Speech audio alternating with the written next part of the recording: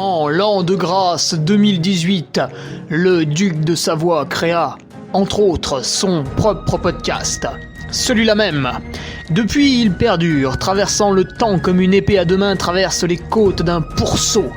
Car, fatigué d'entendre la même soupe servie, encore et encore par de vils faquins sur de fades et disgracieuses vidéos YouTube, il dut innover.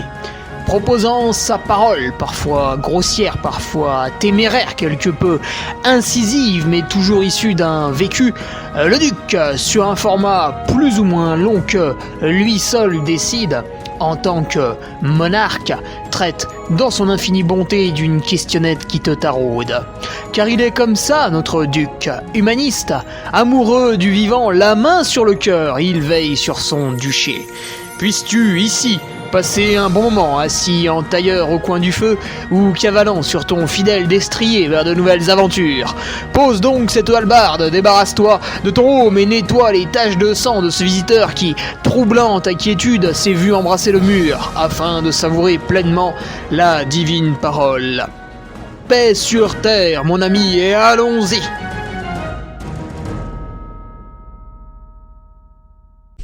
Et bonjour à tous, alors on se retrouve pour le podcast numéro 173. Bon, ça commence à faire. Une question de Julien Bruel, le fils de Patrick. Ah putain, vous l'avez pas vu venir celle-là.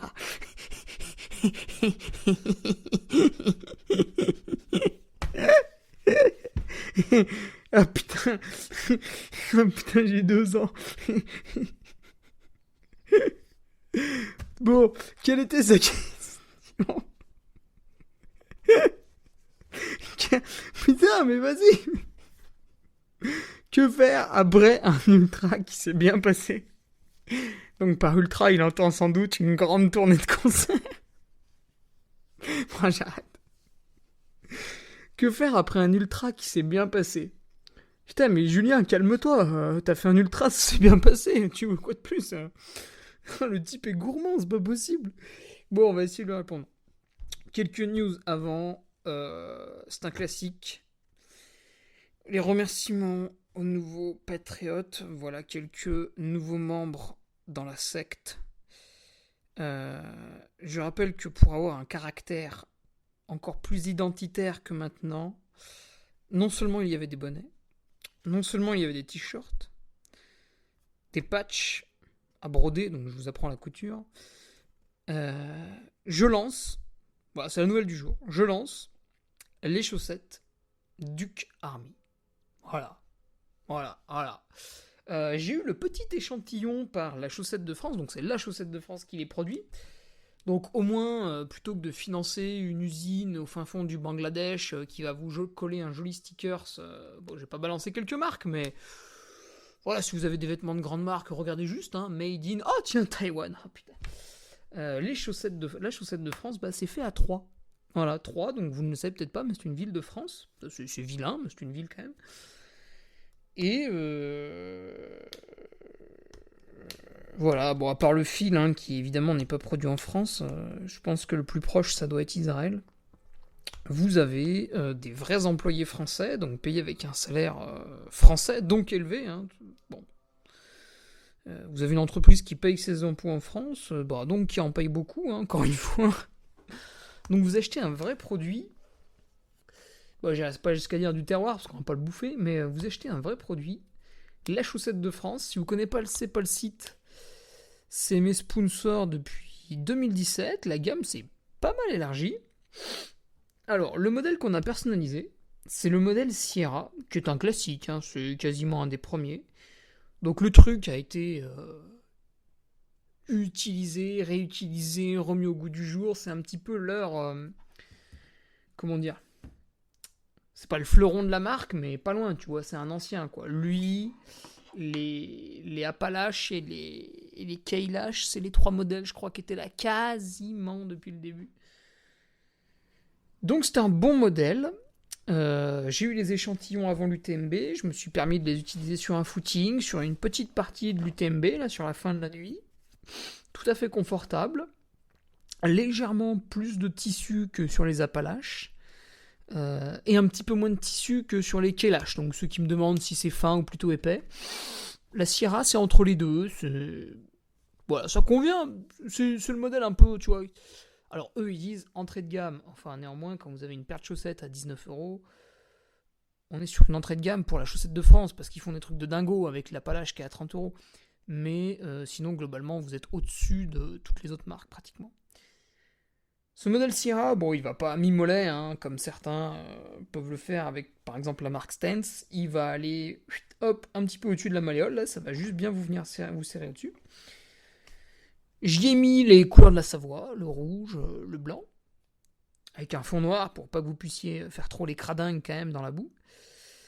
Et évidemment, l'écriture Duke Army, le petit logo français, tout ce qu'il faut. Donc, pour faire tout ça, on a lancé la production, donc je leur ai acheté un gros stock.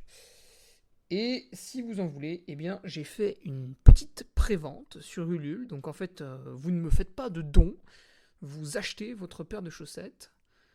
Comme ça, tout le monde est gagnant. Moi, je suis content parce que au moment de payer la facture, ça va l'atténuer un petit peu. Et puis, vous êtes content. Parce que j'ai fait une petite réduction sur les préventes. Voilà, vous gagnez 2-3€. Donc voilà, le lien est dans la description. Je te laisse voir si ça te plaît ou pas.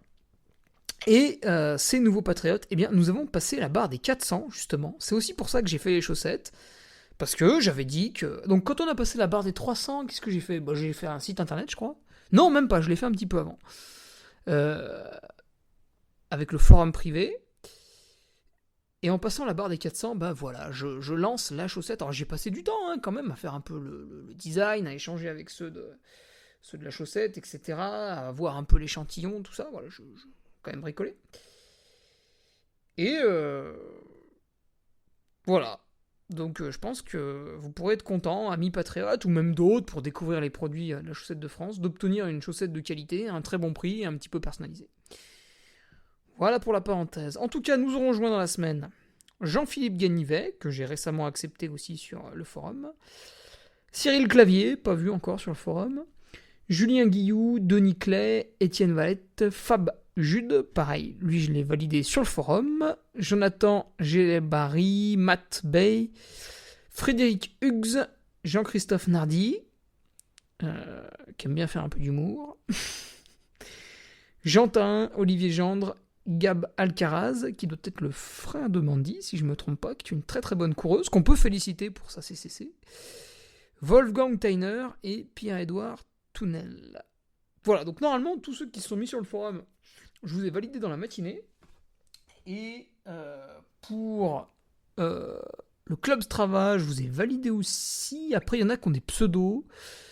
Il est possible que du coup, je ne vous reconnaisse pas. Donc n'hésitez pas à m'envoyer un message sur à peu près n'importe laquelle des plateformes. Je vais pas vous dire où je suis, je vais vous dire où je suis pas. Je ne suis pas sur TikTok. Voilà. Par contre, je réfléchis à aller sur TikTok. Bon, sans déconner, j'ai pas du tout le temps, mais je sais pas, peut-être ça peut être marrant.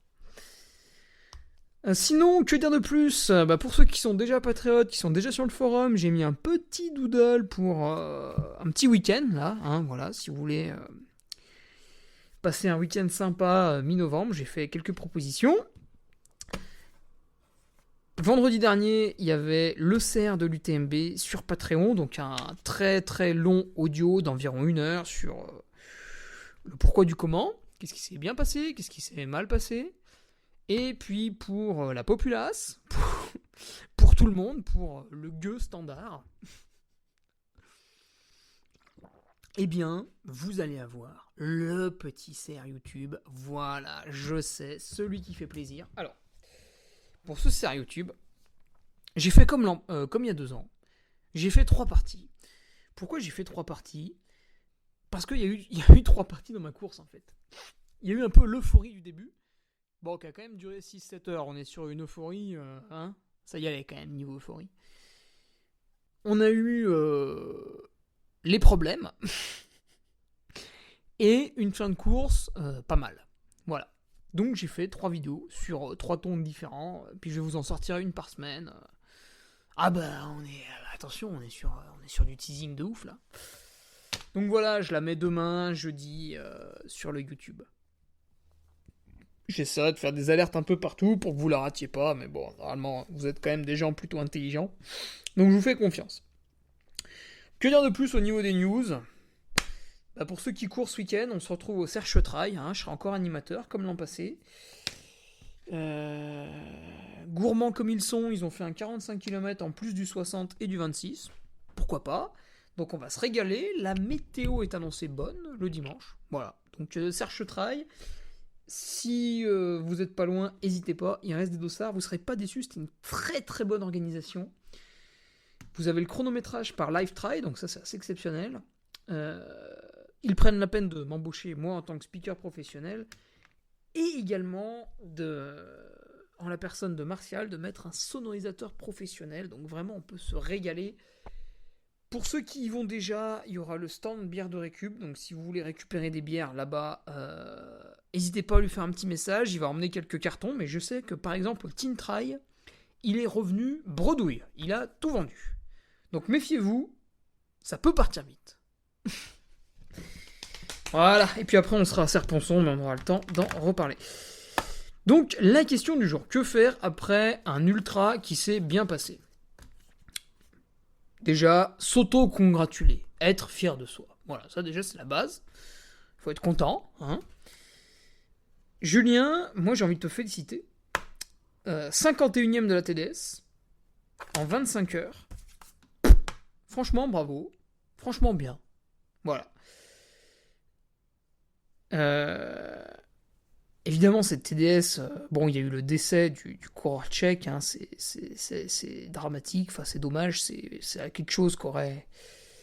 Je vais pas dire qu'aurait pas dû arriver, parce que c'est des choses qui vont arriver, vu quand même les terrains où on court, c'est vrai que la chute bête arrive souvent, et des fois, malheureusement, il y a une réception un peu hasardeuse sur un caillou, et quand vous touchez la tête, vous touchez la tête. Mais c'est sûr que forcément c'est quelque chose qu'on n'aurait pas voulu voir. Tout le monde était très content de revivre l'événement après un an d'absence et malheureusement, dès la première course, il y a eu ce problème. Voilà. Alors évidemment, il y a le décès qui est quand même tragique pour la famille, pour son ami qui a pris le départ de l'UTMB après, qui devait sans doute être pas mal bouleversé. Après, je pense que c'est des gens qui ont un rapport à la mort qui est, on va pas dire particulier, mais qui est personnel. Moi, je vois, on a eu le décès d'un proche dans la famille il y a quelques années, et ce qu'on a fait, c'est que plutôt de pleurer, d'être dans la négation, tout ça, on a fait une grande fête pour se rappeler des bons moments qu'on avait passés avec la personne. Bon, ça nous a quand même pas empêché d'être tristes, mais j'avais trouvé que c'était plutôt une bonne idée. Bref, Julien, il a fini cette TDS en assurant grave. 50e, franchement, top. Et puis lui aussi est content de sa performance. Voilà, il n'y a pas simplement le regard extérieur, il y a aussi la personne qui est contente. Et il se dit, je finis ma TDS, on est le 25 août. Qu'est-ce que je fais ? Tu vois, le mec panique.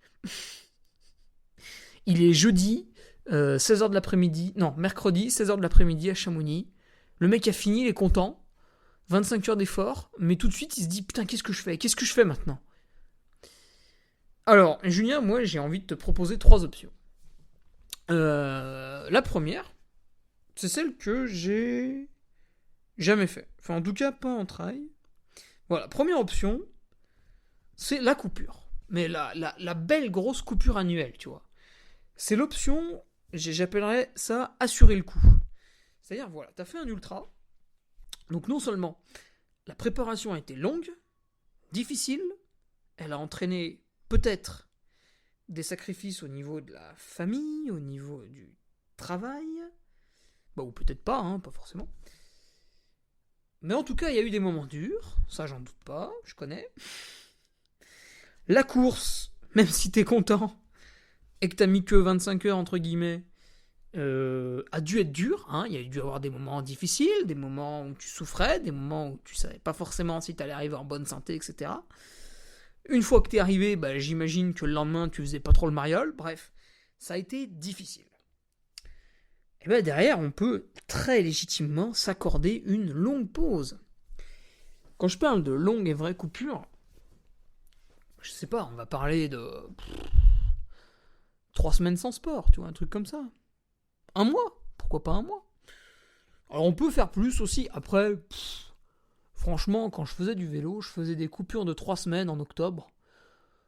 Bon, au bout de 3 semaines, t'as quand même envie de refaire du sport. Hein. Pas forcément en faisant le bourrin, mais juste en entretien, tu vois. Je sais pas moi, de la rando en famille, une séance de natation avec un copain, du squash. Des fois, ceux qui habitent en ville, il y a un terrain de squash à côté, ils aiment bien. C'est très bourgeois, ça, le squash. Comme le tennis. Un tour de vélo. Peut-être on va approcher de l'hiver. Imaginons qu'il neige assez tôt, mi-novembre, on peut skier. Voilà, un truc comme ça. Donc première option, ouais, j'ai sur le coup, je coupe. Donc à ce moment-là, tu penses, mais pas du tout aux compétitions. Même si peut-être que tu veux faire des crosses en fin décembre, début janvier. Même si tu veux refaire un trail en décembre. Tu t'en fous, tu coupes, t'es pas là pour performer en décembre, en janvier, en février, en mars, t'en as rien à secouer, t'es dans ta coupure. Tu sais que derrière, tu vas remettre en route pour éventuellement devenir bon en avril, mai, à l'approche des beaux jours, pour te refixer un objectif, mais vraiment lointain. Donc là, l'ultra est terminé, il s'est bien passé, je me vautre dans le sucre et la luxure. J'en fais des caisses, je me fais des repas gargantuesques avec mes amis. J'arrive au boulot, j'invite tout le BE au restaurant. À 16h, je me fais une pause, je me mange une glace. Le soir, je regarde Netflix jusqu'à minuit, 1h, je m'en fous. Voilà, donc c'est le moment. C'est le moment. Si t'as plein de petites frustrations, tu sentais que ça t'avait titillé quand même pendant les derniers mois de préparation. C'est le moment de t'exprimer. C'est le moment de relâcher la pression. C'est le moment de lâcher la soupape.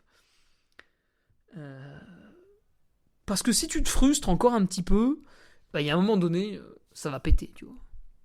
Donc autant tout relâcher maintenant. Voilà, c'est le moment, hein, c'est le moment de couper.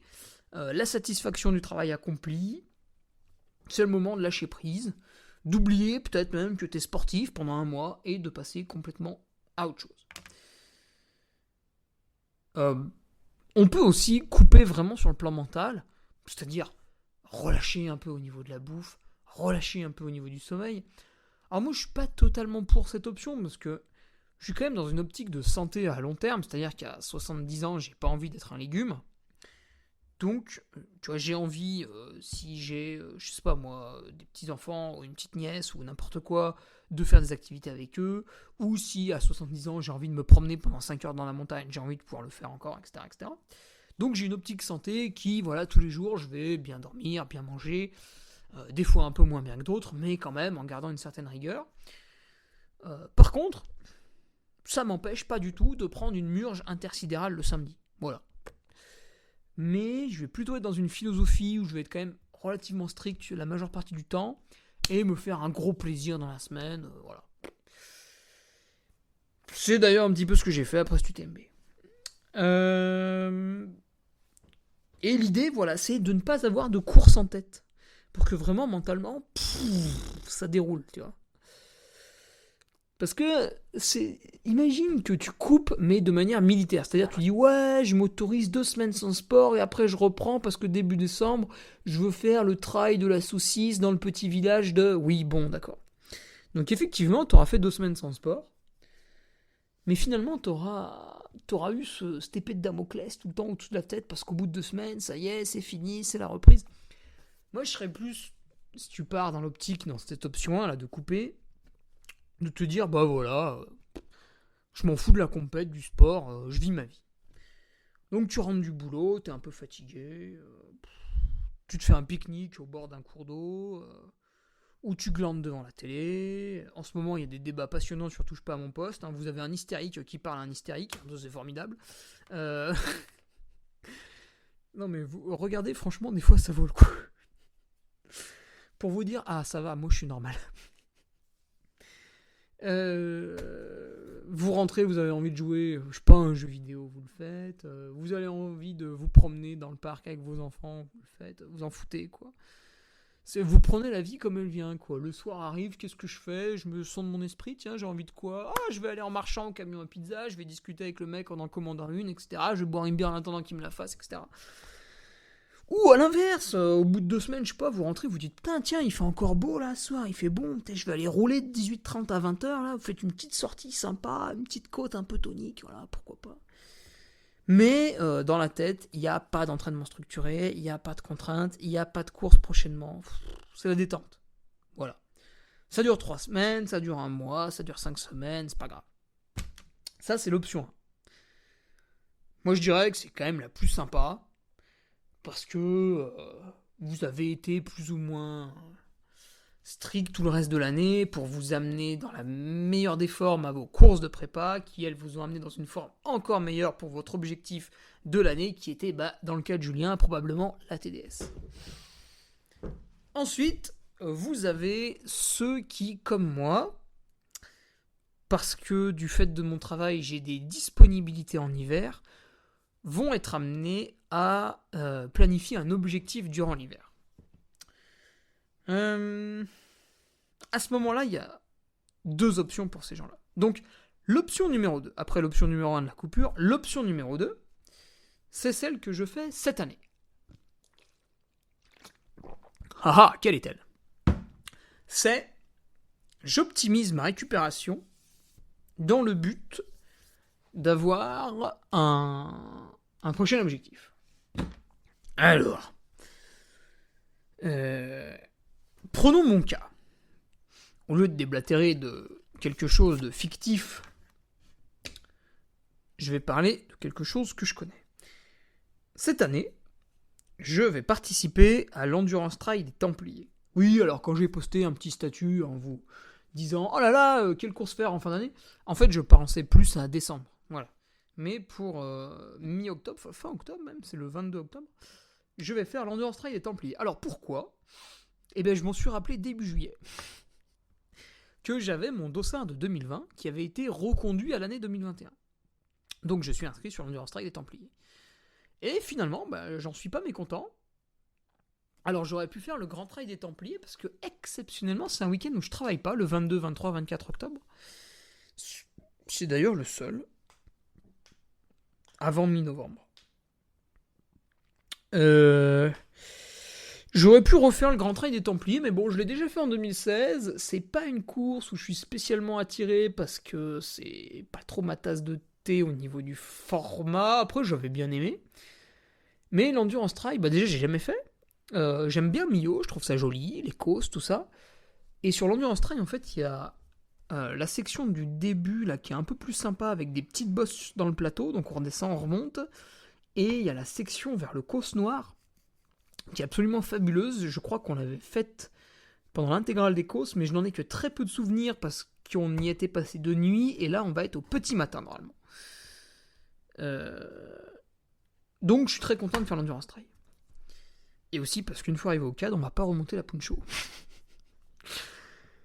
Donc, j'ai cet objectif, alors que je vais quand même moins préparer que l'UTMB. L'UTMB était vraiment mon objectif principal, tu vois, le rêve de l'année, etc. L'Endurance Trail Templier, je dirais que c'est un objectif un peu secondaire sur lequel je vais arriver entraîné, préparé, bien reposé comme il faut. Mais voilà, je réussis, je suis content, je réussis pas, j'en fais pas une maladie. Il y a, entre mon UTMB et l'Endurance Trail des Templiers, 8 semaines. Alors, très exactement, il y a 8 semaines, moins un jour, mais il y a à peu près 8 semaines. Donc, qu'est-ce que je fais ? Évidemment, je sors de l'UTMB. Alors, tu vois, Julien, mon cas ressemble au tien, parce que moi, j'ai fait 24h34 de course. Toi, t'as fait 25h05. On va dire que c'est similaire. Donc, je sors de l'UTMB, je suis fracassé, parce que j'ai quand même bien forcé pendant la course. Ceux qui sont pas fracassés en général, c'est parce qu'ils sont bien pignolés pendant la course. Tu vois, ils se sont pas trop fait mal. Ils ont trouvé tout un tas d'excuses pour pas forcer pendant la course, pour pas aller chercher les fibres musculaires, les dernières petites fibres qui retenaient leur quadriceps. Voilà, ils ont glandé et puis ils sont contents. Donc j'ai déjà coupé quand même. J'ai fait une semaine sans sport parce que j'étais complètement fracassé. Alors, il aurait été totalement impossible pour moi de faire du sport avant le jeudi. Et finalement, je n'ai repris que le lundi d'après, donc encore 5 jours plus tard. Et déjà, le lundi, je suis allé faire un footing de 40 minutes. Ça vendait pas du rêve. Ça tirait de partout. J'avais l'impression que mes muscles étaient collés entre eux, tu vois. La cuisse, il fallait tirer dessus pour qu'elle veuille faire une petite amplitude. Voilà. On sentait qu'il y avait encore du boulot niveau récupération. Et mon coach l'a bien compris, il est quand même loin d'être con. Donc cette semaine, qui est une semaine... Donc semaine 1, repos. J'en ai pas profité pour me masser. J'ai été un peu feignant là-dessus, je le reconnais. Je ne me suis ni massé ni étiré pendant la première semaine. Par contre, au bout d'une semaine, je suis allé chez l'ostéo pour faire lever toutes les tensions et Dieu sait qu'il y en avait. Donc là, j'ai payé l'ostéo, je peux dire que je ne l'ai pas payé pour rien. Il a tapé, ça a débloqué de l'os comme jamais. Et la semaine numéro 2 est dédiée à la reprise de l'activité physique. Alors de quoi elle se compose cette reprise ? C'est très simple. Là, il s'est pas trop cassé le cul pour me faire le plan d'entraînement. Mais en même temps, y a-t-il besoin de se casser le cul pour cette semaine ? Non. Il m'a dit de faire 3-4 footings de 40, 50 minutes, allez. Avec quelques lignes droites à la fin. Tiens, d'ailleurs, j'en ai pas fait lundi, j'ai oublié. Et il m'a dit de faire 4-5 sorties vélo d'environ 1h15. Voilà, hier j'ai fait 1h30. Avant-hier j'ai fait 1h30. Hier j'ai fait 1h15 avec un petit peu de fartlek en vélo. Donc hier j'ai tentouillé un com ou deux. Bah évidemment je les ai pas eu. J'ai fait un peu de tempo sur le plat. Avant-hier je me suis fait des 2 minutes tempo, 1 minute cool. Voilà, j'ai varié l'effort, l'idée était de souffler, de sentir un peu d'acide lactique à droite à gauche, etc. quoi. De retrouver un peu le sensation. Et à partir de la semaine numéro 3, on va remettre un entraînement qualitatif. Et cette semaine, donc la semaine numéro 2, promis, on est aujourd'hui mercredi, j'essaye de refaire les automassages et les étirements. D'ailleurs, je pense que sur Patreon, je vais vous filmer en fait ma séance d'automassage et d'étirement. Alors, bien sûr, je vais faire des coupures. Si je vous filme un truc pendant 40 minutes, vous allez péter un plomb. Mais alors, on me l'a tellement souvent demandé, j'y ai parfois répondu assez rapidement que je vais vous faire ça proprement. Après, donc à partir de la semaine 3, il y aura une vraie reprise du sport avec des séances qui vont durer un peu plus longtemps. Mais à mon avis, on va pas dépasser les 2h, 2h30. Peut-être qu'une fois, on fera 3 heures de vélo. Et on remettra un peu de qualitatif, de manière structurée, mais sans exagération. Et la semaine 4, donc du lundi 20 septembre au dimanche 26, là, on pourra recommencer à faire les bourrins. Donc semaine 4, semaine 5, semaine 6. Donc les semaines 4, 5, 6, on va faire un cycle de progression. La semaine 7, décharge. Et la semaine 8, petite piqûre de rappel avant la course. Léger. Quel est l'objectif entre l'UTMB et l'Endurance Trail et Templiers ? L'Endurance Trail et Templiers, en gros, on va me demander de courir pendant 11 heures. L'UTMB, j'ai couru pendant un peu moins de 25 heures, mais j'ai surtout marché en montagne. Donc, le volume, je l'ai. Ce que je n'ai pas, ce qui va me manquer, c'est la vitesse.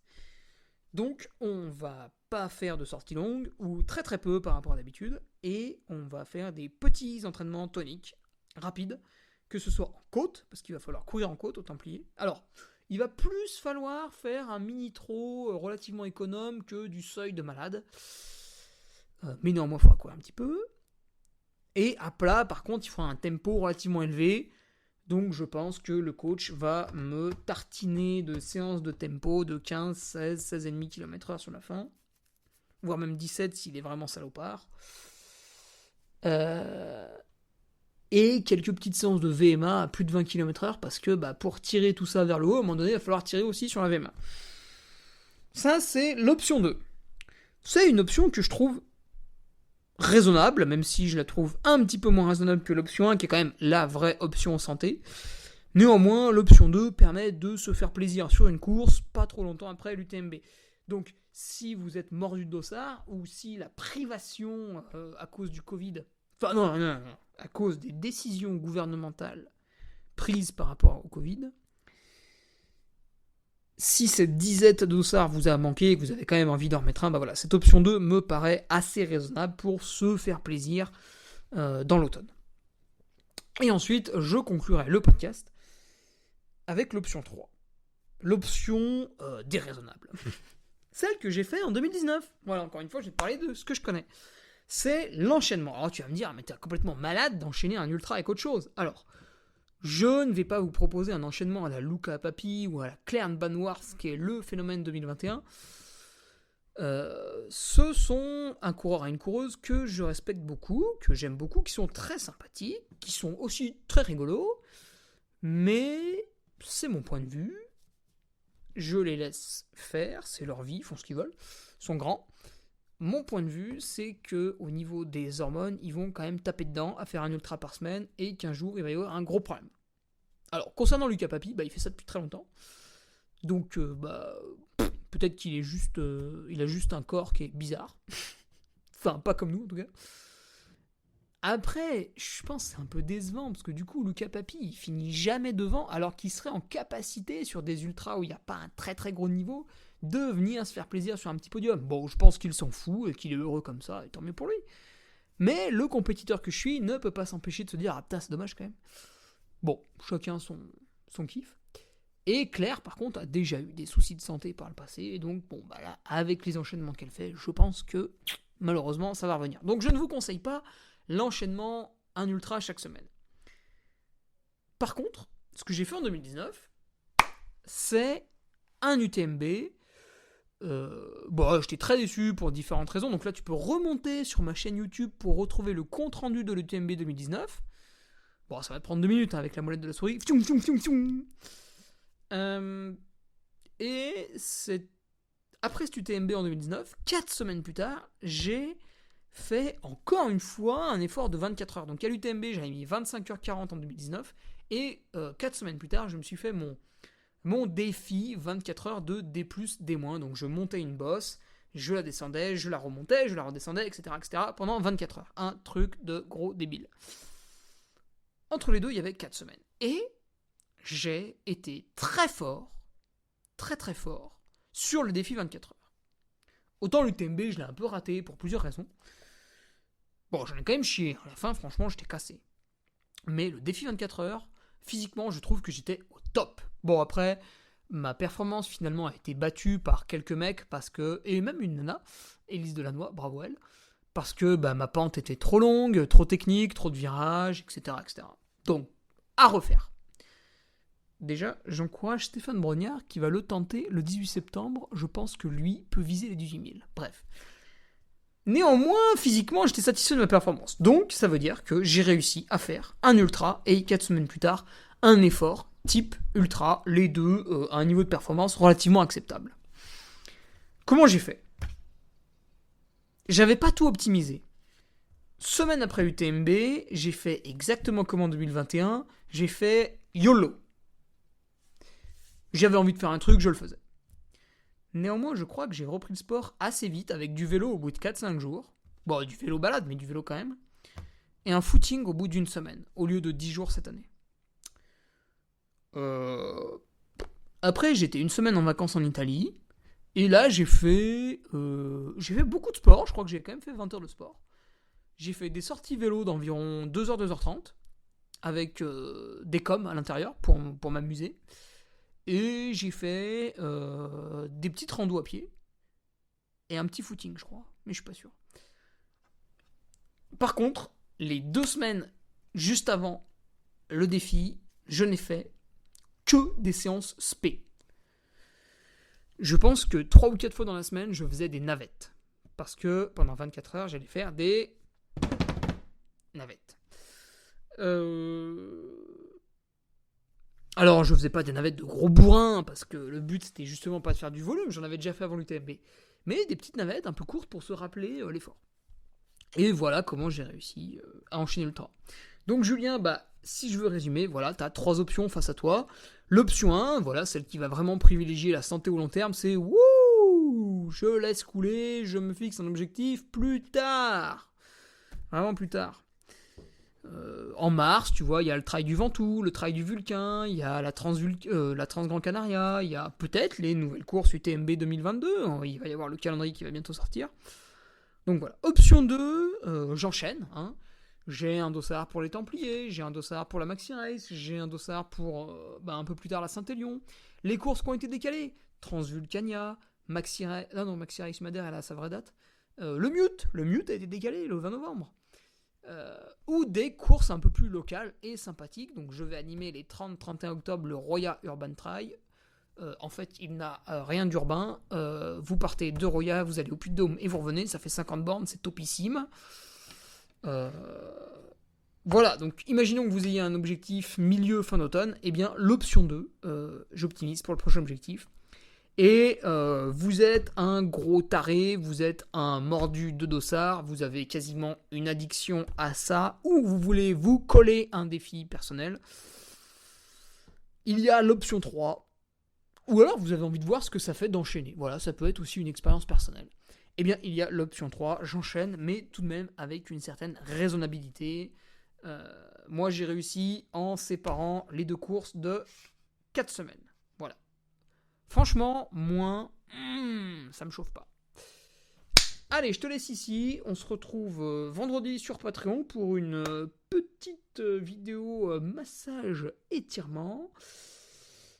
Et sinon, la semaine prochaine, pour le nouveau podcast, n'hésitez pas à m'envoyer vos questions par mail. C'est le plus simple, hugo.ferrari@laposte.net. N'hésitez pas, ça me refera un stock. Et puis j'en ai quelques-unes, mais elles sont un peu pourries. Voilà, donc... Désolé pour ceux qui m'ont envoyé. Vous ne m'avez pas inspiré, les gars. Donc inspirez-moi, faites-moi rêver. Et on se retrouve la semaine prochaine pour le podcast numéro 174. Et demain, jeudi, pour la grande rigolade sur le YouTube. Voilà, salut. Tu viens d'écouter le podcast du Duc de Savoie. Si tu souhaites approfondir avec de pertinents articles d'éminents spécialistes, rejoins le Patreon. Tu feras ainsi partie en tant que fidèle patriote de la très prestigieuse Duke Army. Si l'humour est ton leitmotiv et que tu n'as peur de rien, viens sur l'Instagram. Si tu veux espionner le Duc, car tu es vil et sournois, son Strava est également à ta disposition. Enfin, si tu es vieux, presque sénile et ou débute dans les réseaux sociaux, contente-toi de suivre sa divine page Facebook, les liens sont dans la description. Que Dieu te garde et à la semaine prochaine.